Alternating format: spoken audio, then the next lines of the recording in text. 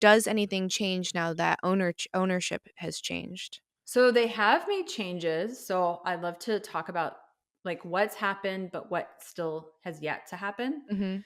Mhm. So quick like recap again, story told in the book, this journey of all of this unfolding to the point where they deleted 80% of the site, lost credit card companies, they lost their major advertisers, were afraid, even like KY Jelly and Weed Maps, like wouldn't advertise on Pornhub anymore. And the CEO and the COO were forced to resign.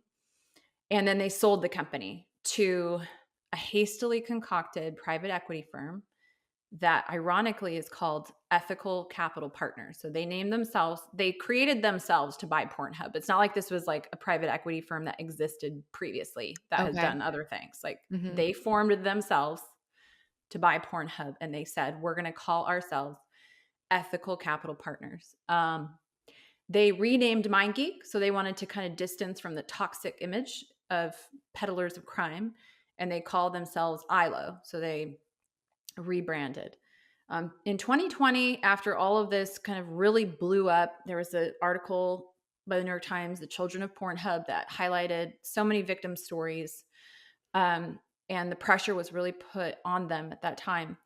They were forced to take down that download button because that was just like an egregious feature that they had implemented on the site. They took that off, but you can still screen record. I mean, Exactly, yeah. it's not like it matters that much.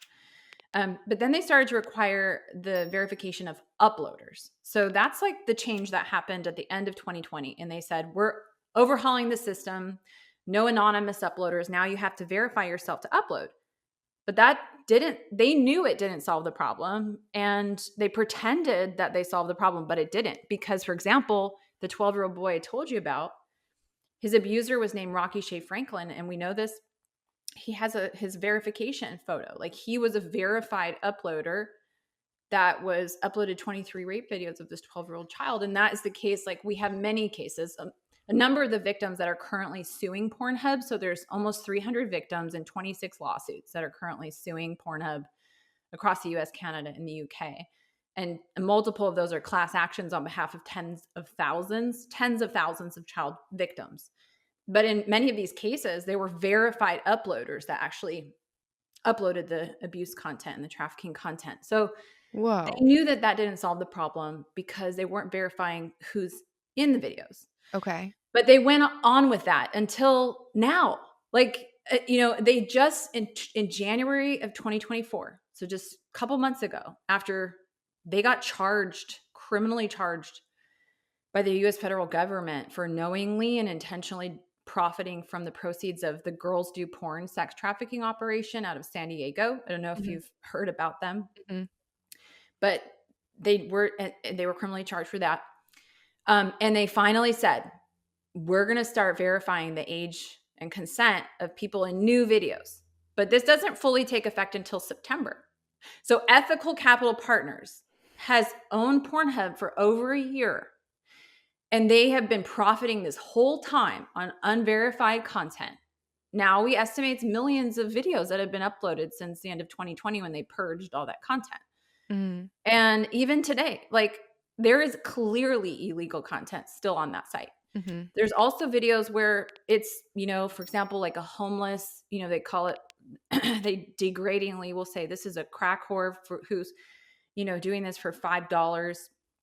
And, she has sores on her body. She's clearly vulnerable. She's saying like, get it over with. You can hear her like, just not okay with what's happening, but you can't see her face. And so even if like it's unverifiable because you don't see their face. So how could they verify it anyway? So Mhm.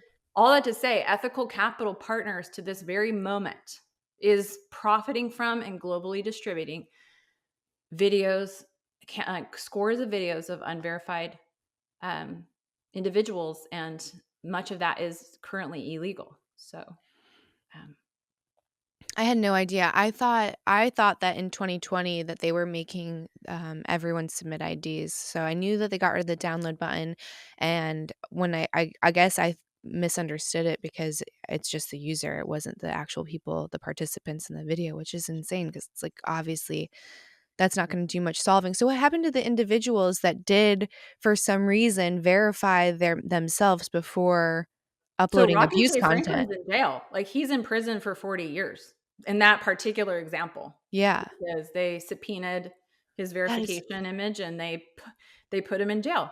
But the company that immortalized the boy's trauma, he's suing Pornhub. Him and his mother are currently suing Pornhub. I hope they win. For immortalizing his trauma. You know, that's exactly what the victims say. It's like they say it's one thing to be raped, it's another thing for that to be filmed and then globally distributed for the rest of my life for profit and pleasure.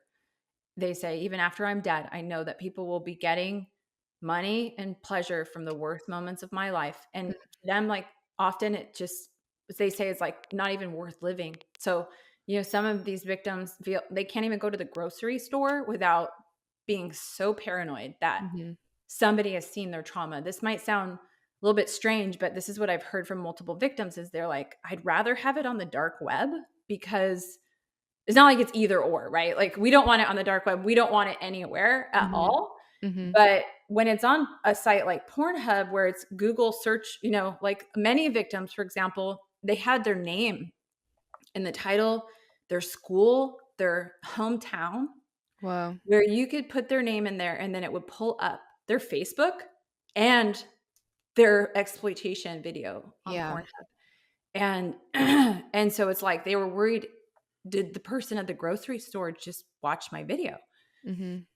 And so it's like this terrifying existence of paranoid uh, you know, life, and it's just crippling and debilitating. And that's what happens. And ironically, at the same time, I talk about this in my book, the owners of Pornhub and the VPs of Pornhub were using fake identities. They were hiding their names, their faces, their um, self from the public for so many years. The owner of Pornhub was hidden. Nobody knew who he was, the majority owner of Pornhub.